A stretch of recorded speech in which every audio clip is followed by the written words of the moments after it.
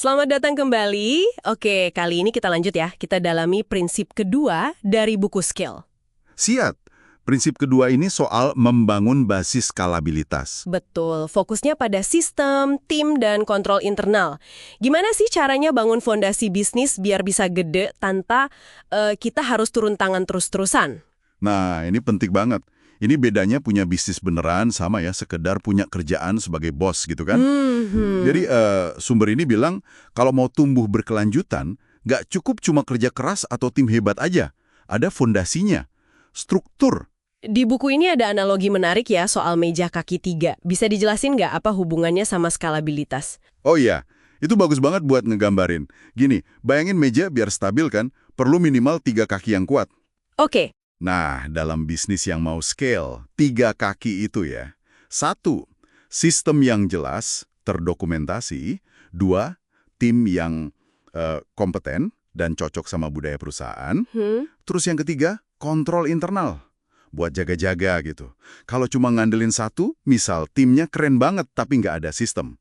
Wah, itu rapuh. Kenapa rapuh? Iya, kalau satu orang kunci keluar misalnya, bisa goyang semua bisnisnya. Nggak ada panduannya kan? Oh, oke. Masuk akal. Yuk kita bedah satu-satu. Kaki pertama, sistem. Ini maksudnya software gitu atau gimana? Bisa software, tapi nggak cuma itu. Intinya itu, gimana caranya kita nangkep know-how penting perusahaan. Know-how. Maksudnya? Ya, cara kerja, prosedur, praktik terbaik. Itu semua dibikin jadi sesuatu yang nyata, bisa diakses semua orang. Nggak cuma di kepala 1-2 orang aja. Contohnya gimana tuh? Macem-macem. Bisa checklist buat kerjaan harian, panduan lengkap buat karyawan baru pas orientasi, alur produksi yang jelas, atau bahkan template email otomatis buat calon pelanggan. Oh, jadi kayak mengubah skill individu jadi aset perusahaan ya, biar nggak hilang gitu kalau orangnya pergi. Tepat. Bener banget. Tapi ada kekhawatiran nggak sih kalau semua disistematisasi gitu malah jadi kaku, malah gantiin orang? Nah, justru menurut sumber ini nggak gitu. Malah sebaliknya. Oh ya. Sistem yang bagus itu justru memperdayakan tim, bukan menggantikan. Dia ngasih struktur biar tim kerjanya lebih konsisten, lebih efisien, hasilnya lebih bagus. Oke. Tapi ya itu, bikin sistem ini bukan kerjaan sekali jadi. Harus terus-menerus. Dibuat, disempurnain, dipakai disiplin, terus kalau udah nggak relevan ya diganti. Proses terus. Sip. Jadi sistem kayak kerangkanya ya. Nah, kalau udah ada manual atau kerangkanya, tetap butuh orang kan buat jalanin. Di sini kaki kedua tim. Masuk. Betul sekali. Sistem secanggih apapun nggak jalan sendiri kan. Butuh orang-orang yang jago buat ngejalaninnya. Bahkan, mereka juga bisa bantu nyempurnain sistemnya. Terus, ada lagi, budaya perusahaan yang kuat. Itu kayak lemnya tim. Maksudnya lem? Iya, yang bikin tim solid, kompak. Yang nuntun mereka pas nemu situasi baru yang mungkin belum ada di sistem atau manual tadi. Oke, jadi sistem kasih struktur, tim kasih nyawa dan kemampuan adaptasi. Nah, terus kaki ketiga, kontrol internal. Apa bedanya ini sama sistem biasa tadi? Kok dipisah? Gini.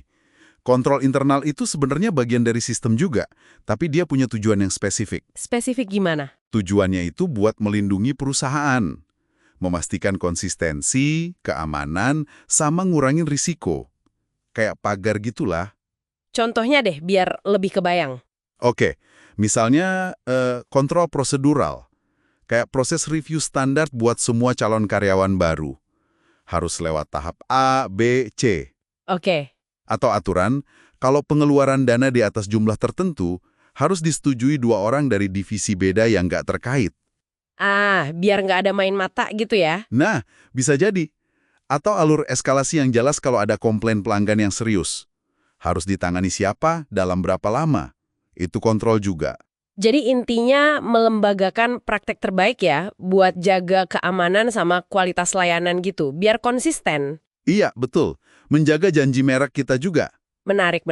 Jadi setelah ketiga kaki ini, sistem tim kontrol dibangun rapi, udah gitu aja, bisnis langsung bisa scale otomatis. Ya, nggak semudah itu juga sih. Sumber ini ngingetin lagi, ini harus disempurnain terus. Kayak gimana tuh? Ada analogi lagi, rumah tua. Coba bayangin rumah umur 75 tahun. Sistem kelistrikannya kan pasti udah nggak kuat nampung semua alat elektronik modern zaman sekarang kan? Iya juga ya, bisa jeglek terus. Nah, bisnis juga gitu. Sistem sama kontrol yang cukup buat omset, katakanlah 1 miliar, itu mungkin udah nggak memadai lagi pas bisnisnya tumbuh jadi 10 miliar. Bener banget, kebutuhannya beda jauh. Makanya, pertumbuhan cepat itu justru nuntut kita buat terus-menerus evaluasi dan ngembangin sistem sama kontrolnya. Harus proaktif. Poin bagus banget. Jadi, kesimpulannya nih ya, kalau kita mau benar-benar bisa scale bisnis, dan mungkin ya biar hidup kita nggak melulu kejebak di operasional harian, Iya. kuncinya itu di membangun fondasi 3 elemen ini. Sistem, Iya. tim, kontrol. Dibangun barengan dan terus ditingkatin. Budaya yang kuat dan kontrol internal yang melindungi. Tiga-tiganya kerja bareng.